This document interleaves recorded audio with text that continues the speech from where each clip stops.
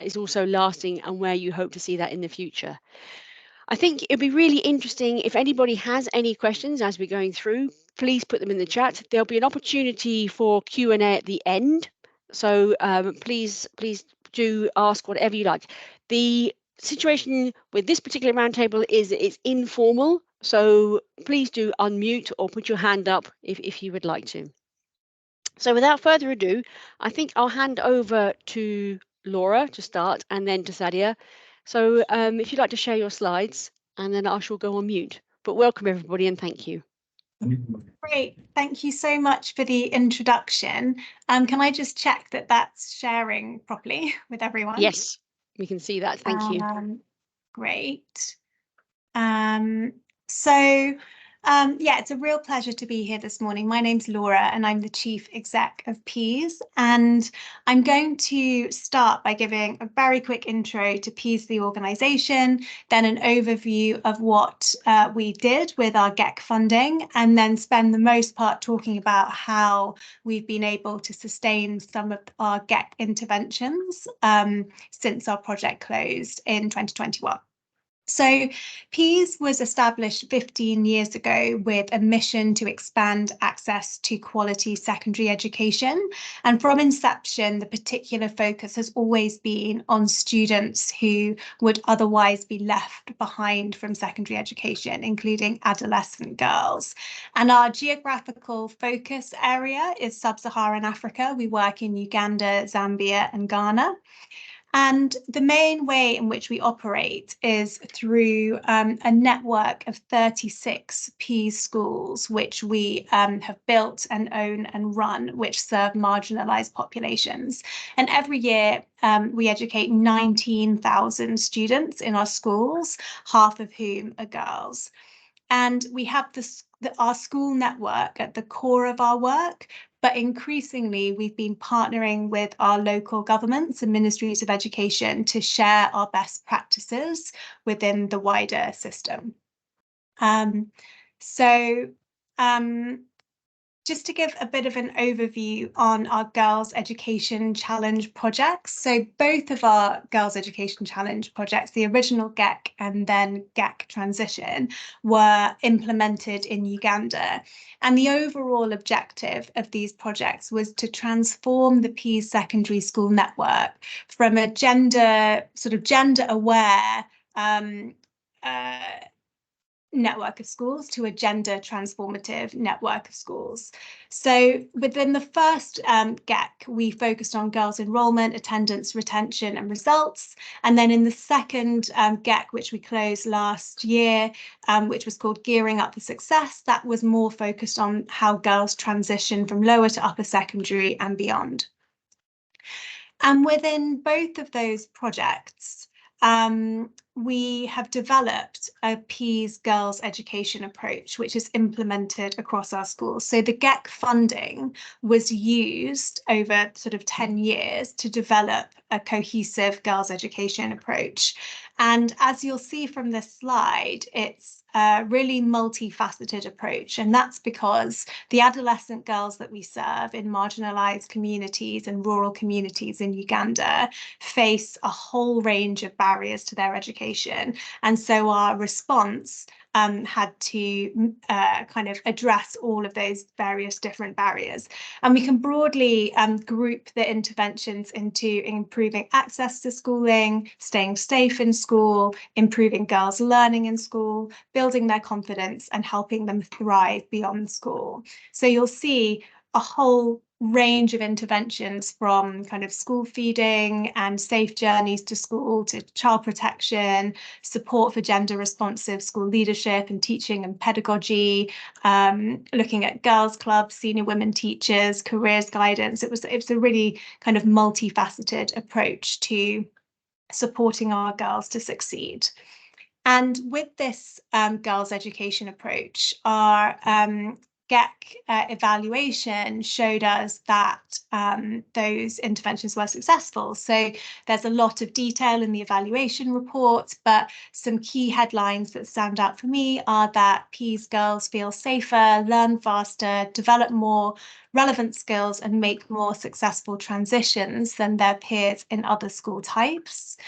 That we can see gender responsive teaching in our classrooms, and that the PEAS schools are an example of best practice in terms of safeguarding policies and approaches. So that was some of the evidence that we got at the end of the Girls Education Challenge partnership, which gave us confidence that our approaches during the Girls Education Challenge were working well. So moving on now to talk a little bit about how we've been able to sustain the girls' education approach beyond the closure of GEC. So firstly, I'm going to talk about what happened in those PEAS schools after GEC ended. And then secondly, I'm going to talk about how we were able to amplify some of the best bits of GEC through our government partnership work. So PEAS schools run as social enterprises and they cover their own running costs. So when we designed our GEC interventions, we designed them so that they would be low cost or no cost for the schools to sustain beyond the closure of the grant. So, for example, the new child protection policy was developed, tested, rolled out under GEC, and all of the materials were produced and all of the main training. But the ongoing costs of the refresher training and the ongoing support to schools is embedded into school budgets, so that can sustain. On the opposite side of that, there were, across all of those interventions, there were a few interventions that were not designed to be financially self-sustainable. And we've seen that in those instances, those interventions haven't been sustained beyond the project closure. So a good example of that is an element of our menstrual management programme. So one of the interventions was to support girls when they're on their period to make sure that they could attend school.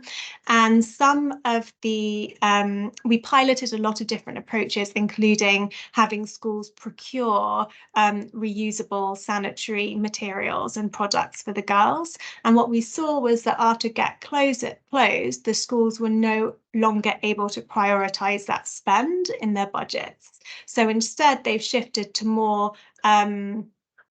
menstrual management support through senior women teachers, WASH programs, and the development of like sort of homemade menstrual management products through girls' clubs instead. So I think that this just shows us, you know, what we know to be true, that if you design for sustainability, you are more likely to be able to see sustainability after project closures. And just kind of one data point, as we said, we closed GEC in 2021, but we've been able to see that those PEAS schools that were part of the GEC programme and PEAS schools in Uganda have been able to reduce the gender attainment gap even further in their national exams the year after GEC closed, which shows that the schools are still able to kind of build on the foundations that were laid during the GEC period. So I'll move now to talk about how we've been able to amplify some of the PEAS girls approach, which was developed under GEC. So this diagram sets out how PEAS sees its sort of theory, sort of high-level theory of change. At the very centre of our work, we have the 36 PEAS schools, which we see as model or exemplar schools. And those schools are situated in hard-to-reach areas and educate, you know, tens of thousands of students every year. But we also use those schools to design and test tools and approaches that work. For example, the GEC tools and interventions that we developed under the GEC programme. But the second layer of our work is about working with government to roll out the tested approaches in the government secondary schools to provide proof of concept that some of these interventions can work in the government system. And then thirdly, when we've been working in partnership with government schools, we share evidence from our own Peas schools, but evidence from the partnership schools to support central government to think about wider changes in the kind of wider system. So under this approach in Uganda, where our GEC program was implemented, we have 30 schools in Uganda that have been implementing the girls' education approach. And we now have 200 government partner schools where we're implementing some of the best bits of the GEC developed girls' education challenge interventions. So to give a little high level understanding of what that looks like. We have designed and we deliver a program with the Ministry of Education, specifically the Department for Education Standards. And we leveraged evidence from the GEC evaluations about what was working in the Peas schools to design that program with our ministry partners. And then we launched the program in 2019 with some GEC funding support. That partnership has grown to 200 government secondary schools, which reach over 120,000 students beyond the Peas schools. And what that program looks like is quite a basic cycle of school improvement, which starts with the school inspection, moves through to a school improvement plan, and then to school improvement monitoring visits. But each of those stages of this cycle are designed with a gender lens. So at all stages, we have gender disaggregated data, gender considerations like being mainstreamed through the implementation plans in the school monitoring visits. And that has allowed us to share some of our gender responsive pedagogy, child protection practices, and our support for senior women teachers with those government partner schools. And all of those things were kind of developed and tried and tested in the Peas schools under the GEC program. And an evaluation of this program, this partnership program with government, has shown us that we are seeing improved school leadership, more participatory classroom practice, and more gender inclusive and safer school environments for girls. So we're seeing how we had quite a sort of high touch package of interventions in the Peas schools through GEC, but then we were able to extract something that we thought would work well with our government partner schools and implement that to improve girls' experience in schools beyond the Peas school network itself. And just to finish off, to say that that sort of work that was born in Uganda under the Girls' Education Challenge, we're now sharing and implementing in Zambia and in Ghana as well, using a kind of similar program structure that I just described. So I think in conclusion to say, when we think about how we've been able to sustain our GEC impact beyond the project closure, we're looking at having designed for sustainability within our core network of schools, but then also leveraging the high impact points to be able to implement through the government system more broadly. So I will stop there and hand back to you, Emma. Well, thank you so much for that. It was a really great introduction into what you do, but also kind of some of the impacts you've been having. I think what I'll do at the moment is if you have questions, please pop them in the chat. I'd like to invite Sadia to come in to give her presentation, and then perhaps we can have Q&A at the end, unless anybody has a point of clarification they would like to ask right now about Laura's presentation.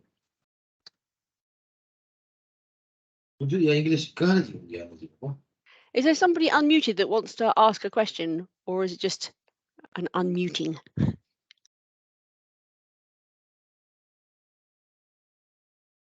Okay. Rahmat. Hello, if you have a question, would you like to answer it, or could you please mute yourself so we can continue with Sadia's presentation? I think it's Rahmat. Nadeem. Okay. Thank you so much. This is Rahmat Nadeem, ex-project officer of LNGB GEC from North Sindh. Thank you. Okay, hi. Over to you, Sadia. Thank you, Emma. Thank you, Laura, for a beautiful presentation. So I hope everyone can see my slide deck now. Emma, can you quickly confirm this, please? Yep, we can see it. Thank you very much. Great. Great. So this is the second presentation of GEC program, the Girls Education Challenge Roundtable series. And as we can see that the project title that we had here and we were able to implement since 2019 was Closing the Gap, Educating Marginalized Girls in Sindh and KP. Sindh and KP are two of the 4 provinces here in Pakistan with this project was implemented for almost 4 years. And today in this presentation, we will be discussing that exactly what the beneficiaries or the graduate of this program are doing now. So let me quickly share the vision of our organization, vision and mission statement. As you can see that our mission is revolves around the humanitarian responses. Since its creation in 1993 as an international non-governmental organization, ACT's mission has been to provide immediate humanitarian relief to support those in urgent need and protect people's dignity while co-creating longer-term opportunities for sustainable growth and the realization of people's potential. We recently updated or revised our vision statement, and you can see that now it focuses more on the issues that as the world community or as the global community we are facing. So highlights of our vision statements are 3 zeros. And 3 zeros include zero poverty, zero exclusion, and zero carbon. So that's where our vision statement revolves around. Key interventions around those 3 zero elements, we can see on this slide that zero carbon includes sustainable livelihoods, and urban resilience is kind of a common element across all the 3 interventions. Then in exclusion, we ensure it specifically through our education programs. And for zero poverty, our programs are focused on disaster, preparedness, response, and recovery. So this is where the 3 zero interventions in our vision statements are laid out. So now allow me to share a quick overview of the Girls Education Challenge program here in Pakistan. So acted along with its consortium partners, Right to Play and ABES, the Adult Basic Education Society, implemented GEC, Closing the Gap, Educating Marginalized Girls in Sindh and KP program from December 2018 until May 2023. And these are the districts in 2 provinces that I mentioned earlier, Sindh and KP. So 2 districts in Sindh, that is Kashmir and Jacobabad, and then 1 district in Lakhi Marwat in KP province. The total learner target of the project was 5,500 girls. And as you can see, the key project interventions included the Accelerated Learning Program, where our target was 1,100 girls to be graduated. And the age group that we targeted was from 9 years until 13 years. So actually, there were 2 key components of this whole program intervention. One is ALP, which I just talked about. And then the second one was literacy and numeracy program, the basic 1,400 girls. With the age group between 14 and 19 years. And as you can see that the main difference is the age group and the course outline of these 2 components.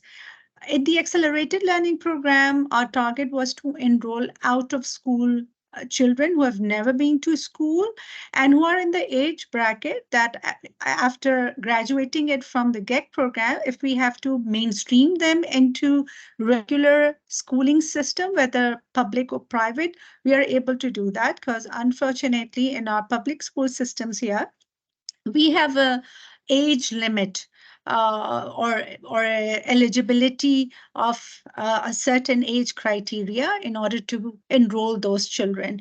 So that is why you can see that the age bracket or the limit was a bit lower for the program of accelerated learning. So we targeted that age group in that.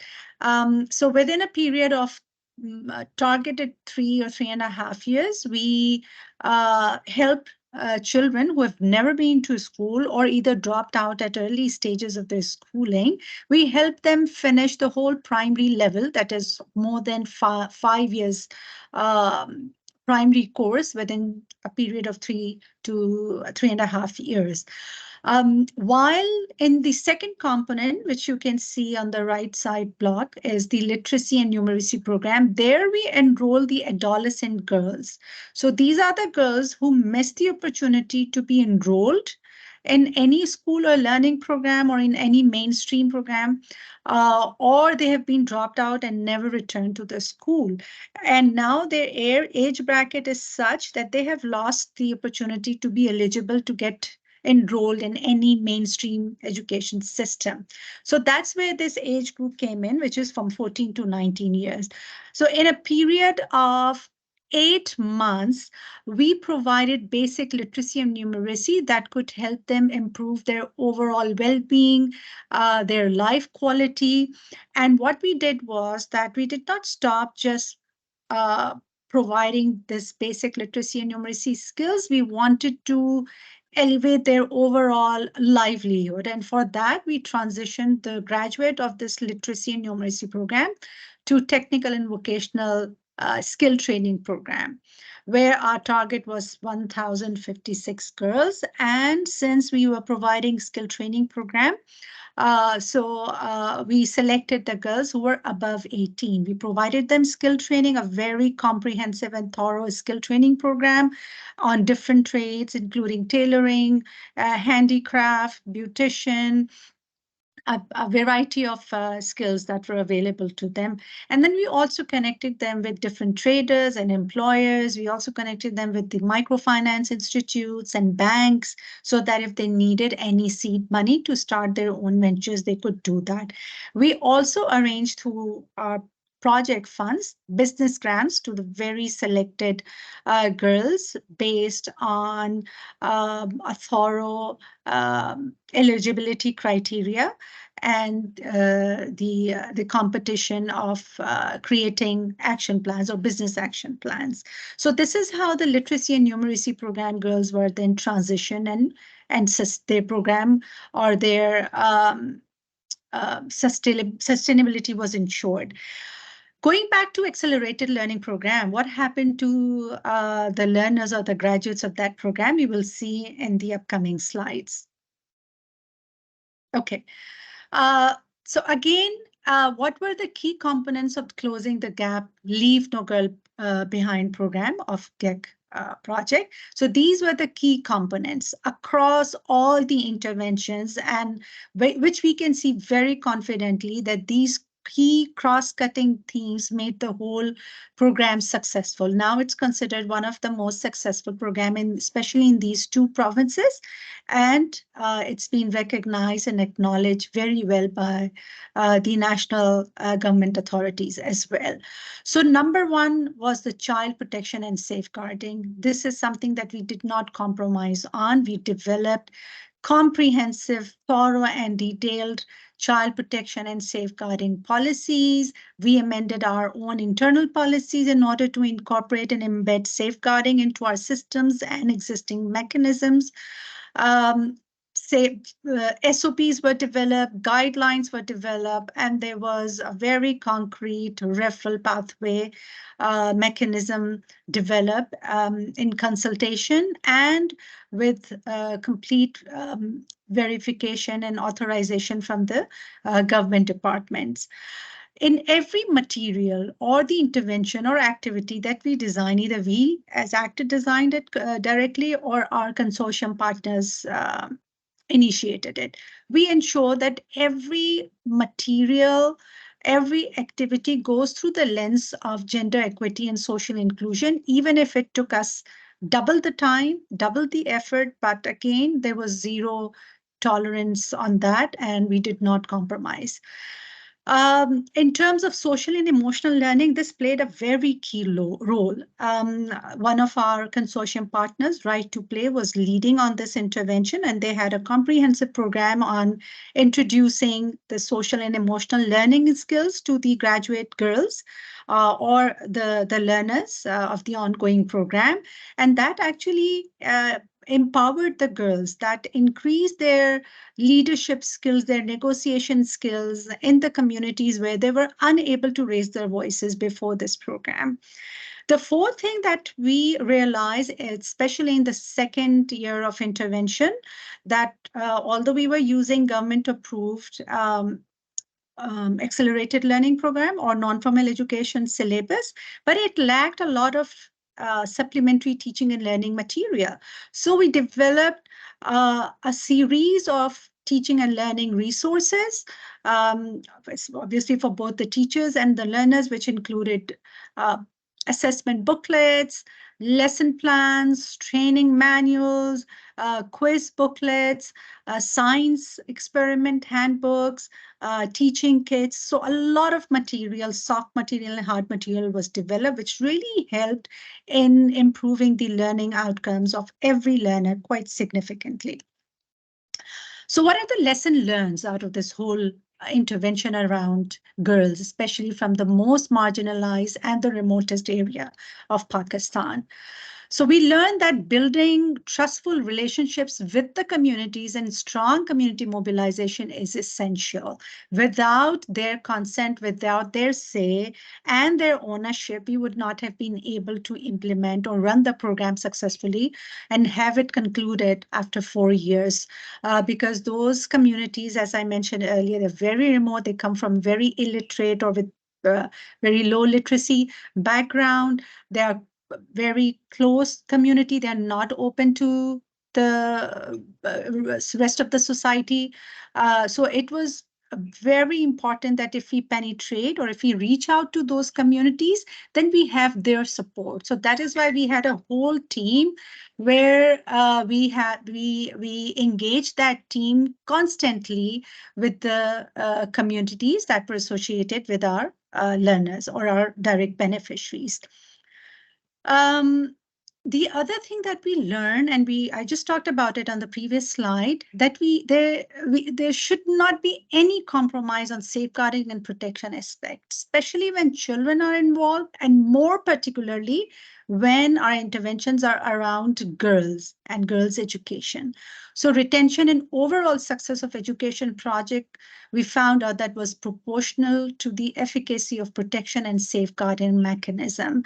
We established very strong referral pathways in the community so that if our beneficiaries were facing any kind of challenge, leave aside their learning or educational challenges, but any community-based challenges, we made sure that they knew who to reach out to. And it was a very child-friendly referral mechanism that we had established. So we were continuously receiving feedback and complaints, even child as young as 9-year-old, and very easily. And we had very firm mechanism to address those complaints and close those complaints maximum within 10 days. So it really played a key role in establishing the trust between us and the community started to believe that whatever interventions we offer, they are in good faith and they are not going to harm their girls, and we are going to provide them protection and safeguarding. The other value addition was of play-based approach. That's where Right to Play came in, and that plays a a pivotal role in empowering children, since accelerated learning program already puts an additional burden on children in terms of learning because it is accelerated. It's kind of an expedited procedure. When we introduce this play-based learning, it actually helped them in coping up with that extra burden. And they were able to finish a course of 5 years plus within just 3 years. The development of supplementary teaching and learning material, that's where our consortium partner ABES came in. As I talked earlier, that we developed a series of teaching and learning resource materials, supplementary material that really helped in achieving the desired student learning outcomes, although the timings, the time that we had was kind of short because of COVID and then unfortunate floods last year. But still, because of these additional resource material, we were then able to have the desired student learning outcomes. We also arranged special fund and contingency plan so that if there is any unforeseen circumstances like natural or man-made disaster, we could manage that. Continuous networking with relevant government departments. So that was very important. Why? Because we had to ensure the sustainability and a transition of our program. So I already talked about the transition of our literacy and numeracy program into skill training program. But for the transition or the sustainability of our accelerated learning program, networking and partnership with the government department was very important because the graduate of this ALP program was supposed to transition into post-primary program. And since GEC program did not cover post-primary, it was just, until the primary. So we had to have government support in order to convince them to have a post-primary project so that we could transition these learners into that program and they are able to continue their learning. So for that, we ensured constant visibility at local, national, and regional level for the recognition of the program. So we were continuously networking with the government department at the provincial level, at the national level, which was pertinent to ensure the success of the project beyond the contract as well. Speaking more about transition, so now that 100% of the girls, they express their desire to continue their education after this GEC project is finished and completed. And this is being proven by the end-line evaluation report. ACTED's effort in government coordination facilitated the transition of all accelerated learning program learners to government-supported program under its specific entity called Sindh Education Foundation. Now, all the learners have been graduated to the post-primary education program. They are all supported by the government financially, and to some extent, technical support is also there. However, this public-private partnership that we have entered into the Sindh Education Department through MOU has allowed us to practice or to utilize our technical expertise that has been developed in the past 4 years of the program and offer it to the Education Foundation. And now the process has started where they are adapting all our practices and policies and procedures developed and mainstreaming them across the provinces, even where other implementing partners of the Education Foundation are running the project. So this is how we have got all our materials and training developed during GEC program mainstream in the education process or education or government system. So this way we were able to ensure the continuation of studies or of learning because it has now opened doors to higher education opportunities. Like we, through GEC, help them finish the primary schooling. Now they're finishing grade 6, 7, 8, which is post-primary or the secondary level. And after that, we have reached out to the only open university here in Pakistan, AIOU, as you can see in the last bullet point. We have already started advocating with them for offering distance learning for higher secondary education. So they have a very well-established distance learning program. So we will be enrolling our girls when they will finish this post-primary education program, that is 6, 7, 8. And for grade 9 and 10, we are in talks with this Open University, and we will enroll these learners. So imagine the learner who started with pre-primary level of learning, like they started grade 1 or even before that. And now we will be helping them out in a couple of years to finish up to 10th grade of education. So this intervention has really created a big difference for the communities that we are working with. So all the centers that were working under GEC are now transitioned and have been adapted by the Government Education Foundation. And they are providing the financial subsidy per child to run these centers. So how was it achieved? This public-private partnership, which is usually a challenge in all the interventions of programs, especially having funds or financial support from any government entity is always a challenge. So how did we really achieve all of that? For that, we made sure that regular meetings with the government education departments and continuous advocacy presenting our work is done, and meetings are conducted on regular basis. So a heavy investment in terms of our efforts and time and energy was done just reaching out to these government entities. It was also achieved through demonstrating best practices and proving that our model works successfully in the most marginalized and remote locations of the country. We used evidence-based advocacy. We conducted several research pieces through a structured learning agenda in place that our meal department had put up. And continuously, we were conducting these research pieces almost every other month, and we were sharing the results or the data of these research with the government entities, which really made them convinced that our model works and we need to continue it in those locations. We facilitated regular visits of government education departments. So we invited them regularly so that they could see with their very own eyes how the implementation is done, how the project really looks like, what is the value addition that we are doing.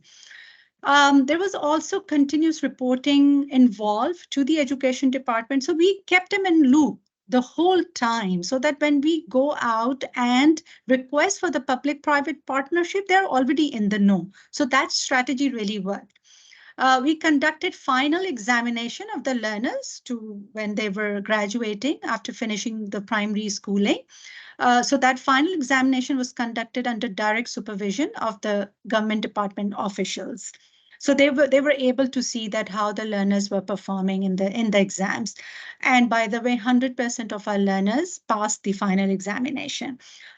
We also ensured highest retention rate, which is the most important interest of the government, which is the highest priority for them. Like the government department is only interested that how the enrollment takes place and how the learners are retained. So we ensured that was really, a convincing point from us for them. So this Sadia, is just sorry to interrupt yes. you. You have one minute left. You've got lots of questions, and it'd be great to get to those Okay. as well. Thank you. Sure. Thank you for the reminder. So that's the last picture. It's the MOU signing picture between the managing director of Sindh Education Foundation and our country director. So we had a very extensive ceremony to do that.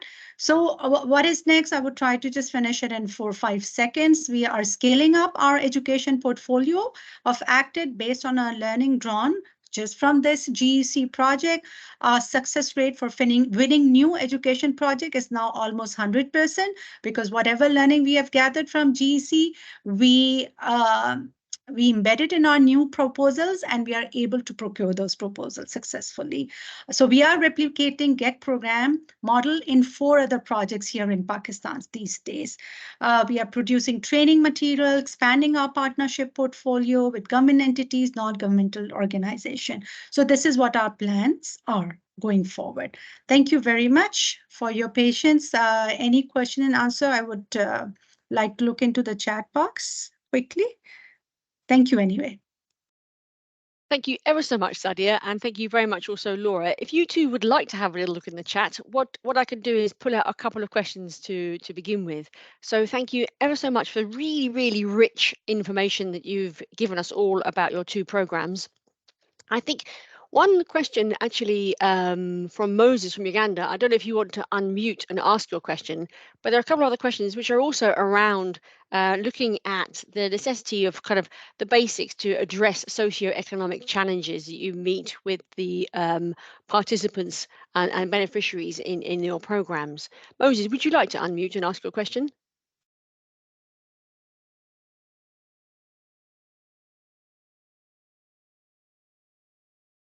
If not, he's asking here how you met the socioeconomic challenges in the PEAS program of schools in Uganda in particular, and how you overcame them for the program to have an impact. And I think, you know, there's a question also for Sadia of a similar vein. But Laura, if you'd like to start off, please. Thanks, Emma, and thanks for the question, Moses. I think socioeconomic challenges exist in our line of work and will always be present. I would say that a really big focus of our work at PEAS is on education financing and like financial sustainability, because we know that for us at the secondary level, cost is the biggest barrier to secondary education above all barriers, and it's the single biggest reason for dropout. So a lot of our work is sort of very kind of boring sounding things around procurement and like innovations on driving down cost. That's really important because our communities in Uganda and Zambia are very supportive of girls' education, and they do want their daughters to go to secondary school. It's just that they need to make really tough trade-offs in terms of how they're able to like invest their limited resource. So alongside that focus on cost of education and reducing those barriers, it's working with communities to help them consider the kind of what the return on investment in secondary education is for girls, because there's lots of data that shows through randomized control trials that if you share that evidence with parents, they make different choices about whether to send their girls to secondary school. Yeah, I'll leave it there. There's more to say, but I'll leave it there. Thank you. Sadia, would you like to come in? Yeah, sure. Emma, can you repeat the question for me quickly? I got distracted with other messages in the chat box. So what exactly was the question? So I'm trying to sort of, because of our time frame, push some of the questions together. So there was a couple of questions around kind of providing the necessity of the basics, basically, to generate success. So how we address perhaps the exact question from Laura was socioeconomic challenges, and how do you, when you meet those, how do you overcome them so you can have an impact?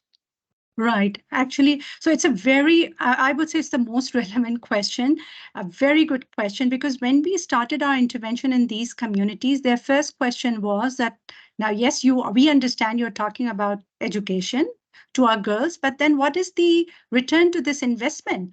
What are we going to do with this just primary level education? So that's where the vocational training element came in. So we made sure that even when we are providing them basic literacy and numeracy, we are also providing them basic skills. And that's where the livelihood component came in. They improved their livelihood, they got skilled, and they were able to improve their overall life quality and their well-being. And this is how we convince the community that's not just the basic education, we are actually changing your social economic dynamics as well. And it did change in just 3 to 4 years, it did change. So we were then able to prove it with the results. Now those learners who are trained in these skill programs, they are not just sustaining themselves, but they are also supporting economically their household, their whole families. So now it's the whole socio-economic situation. It's kind of reverse. Earlier, they were dependent on their male family members. Now the male family members are kind of dependent on them because they've set up their own economic opportunities. They are now even supporting their fathers and brothers. For example, if they are, from agriculture field, so they support them by reading the names of the pesticides, their expiry date. So these little things have really elevated their overall socioeconomic status in those communities.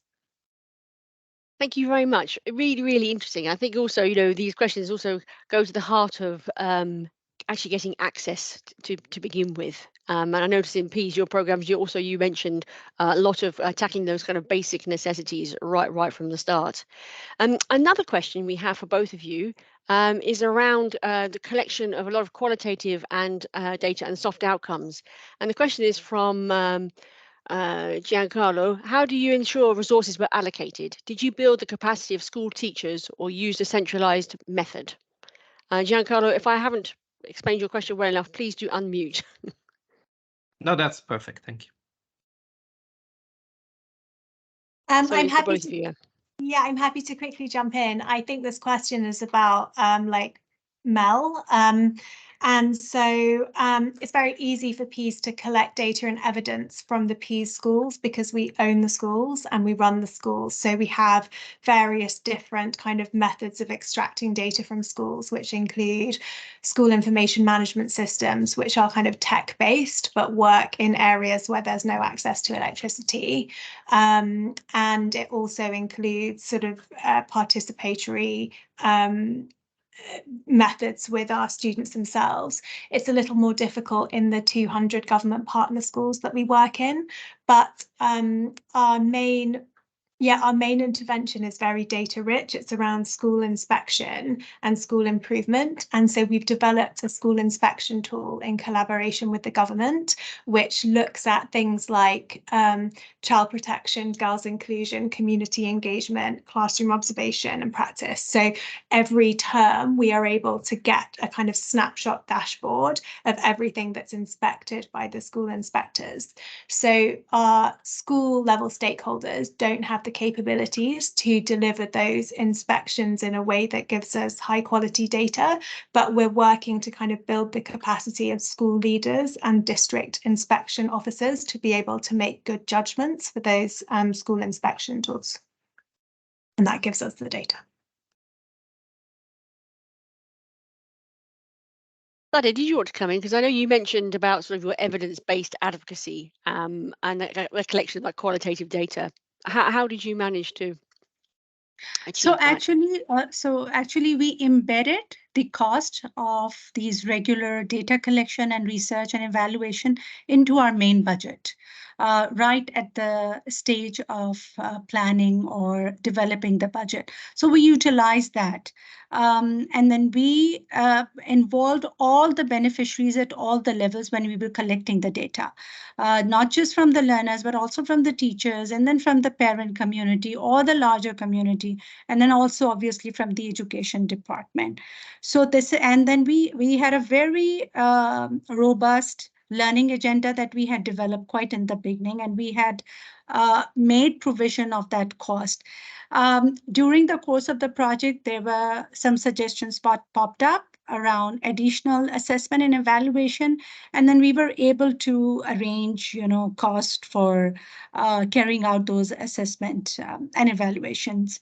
So we continuously shared the results of these assessment and evaluations with the government department, and to some extent with the parents and the communities as well. We made it, more friendly and easy for them to understand. We had created small or easy to understand report cards or the evaluation card for each individual child for the parents. So this is how it really worked in our project. Thank you very much. There's a really interesting question here from Kobane. Forgive me if I'm not saying your name correctly. From the Windle in Somalia. Kamani, would you like to ask a question or would you like me to read it out?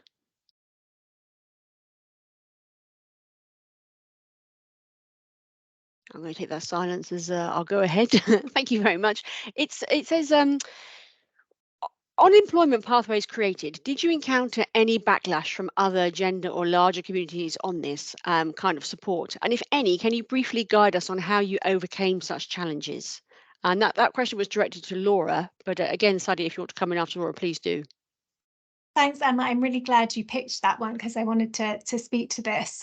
When we started the first Girls Education Challenge, it was the first time we'd ever done a girls only programme because our schools are co-educational, and very quickly it became apparent that there was backlash from boys and male teachers and stakeholders in our communities. So with the GEC support, we quickly redesigned the programme include boys within the programme. So before there would be kind of infrastructure investment around girls' dormitories and lighting for girls, and then that was kind of shared across girls and boys. And we maintained safe spaces for girls in the programme through girls' clubs and training for senior women teachers. But then we also developed a boys equivalent. So we now have a Boys for Change programme, and we just slightly changed our approach to recognise that for girls to be successful in school and in later life, then their kind of brothers and husbands and fathers needed to be their key allies. So the programme, you know, when we do all of our reporting to GEC, we focus on how many girls were reached, but actually we're also reporting on our boys' outcomes as well. Thank you very much. Sadia, did you notice any backlash from some of the perhaps the girl-focused programming? Yes, there was a lot, as I just mentioned in my presentation earlier, that we were operating in the most marginalized and the remote locations of the country. Those communities, they were not open. There was not a single girls' school before our intervention, so there was a lot of cultural resistance from them. But the continuous and strong community mobilization, it really impacted, and the trust, because they weren't ready to trust any outsider, especially when it comes to intervention involving girls. That's where the safeguarding came in. Now, the backlash around safeguarding was internal as well as external. So we faced a lot of challenge in explaining it even externally in our organization, that how important this whole safeguarding and protection is, why we cannot compromise on that when we are dealing with young children, especially with the girls. So that was the backlash. And then also from the government, especially these are, in terms of security, these are very vulnerable community. So we weren't allowed to start intervention on time. It took us a little while to really get the no objection certificate and approval from the government department. And then there were always some elements from the community who were opposing these interventions for girls' education. And this whole program was actually an indirect intervention to, if not eliminate, but to reduce child marriage. And child marriage is very prevalent in those communities. And that's what we were continuously addressing. So a lot of backlash around that, because we had to convince the communities that at least while the learners enroll, the girl is enrolled, let's not marry her off. So we were able to achieve that to a great extent. However, there were still some cases of child marriages during the course of the program. So that was exactly the backlash. Whenever we wanted to challenge their cultural beliefs, so that's where the problem was. And in terms of ensuring safeguarding, we also wanted to make sure that if our interventions are designed to provide protection, we are not putting them more at risk. We are not exposing their identity while ensuring their protection and safeguarding, because if we did that, then they got more vulnerable from their own community and from their, people from their own families. So yes, these were the kind of backlashes that we faced. Thank you so much. Really interesting. We're rapidly running out of time. I know, Anissa, you have your hand up. I don't know if you wanted to unmute and say something. Bear in mind, we have a minute left of today's webinar. Thank you so much. I'm actually from Sadia's team, and I've worked very closely with LNGB. And just wanted to quickly add that I think one of the things that really helped us was having a very strong complaint response mechanism, which really allowed the community to maintain their trust within us, that whatever issues and concerns that they would face, they would be able to, flag it, and they would get a proper response. So I think that is something that is key to a successful project within challenging communities, that you allow them and give them the power to raise their voice, and help them make it a more participatory approach towards program implementation. So just wanted to quickly add that. Thank you. No, thank you very much. I'm going to have to draw it to a close there. We're out of time. Thank you so much to Laura and Sadia for sharing those experiences. I know there are more questions in the chat that we haven't managed to get to. I'm pretty sure, Sadia, Laura, correct me if I'm wrong, they're happy for you to reach out to them and to answer those questions, to have further conversations. I think what was interesting about this is that we really see a focus on things like safeguarding, child protection, GEC, social and emotional learning. They're the bedrock of actually moving forward sustainably as well. And it's really interesting to hear that from both of those programs. A lot of this work across all projects is encapsulated in the Learning Brief series that you've all seen. We also have another portfolio and practice, which is more about the management and the operationalization of standards across the portfolio. But all of the projects on this call and presenting have been part of those. Please, I'll put the link in the chat, go access those, have a look at those. And also, if you have any other ideas that you want to share with a wider audience about some of the successes and challenges that we've all faced in operating in this particular area, please do get in touch. And we can have a conversation about putting some more roundtables in place. So thank you so much to everybody. Really, really interesting, and have the rest of a lovely Tuesday, hopefully. So thank you very much indeed, and see you all soon. Thank you.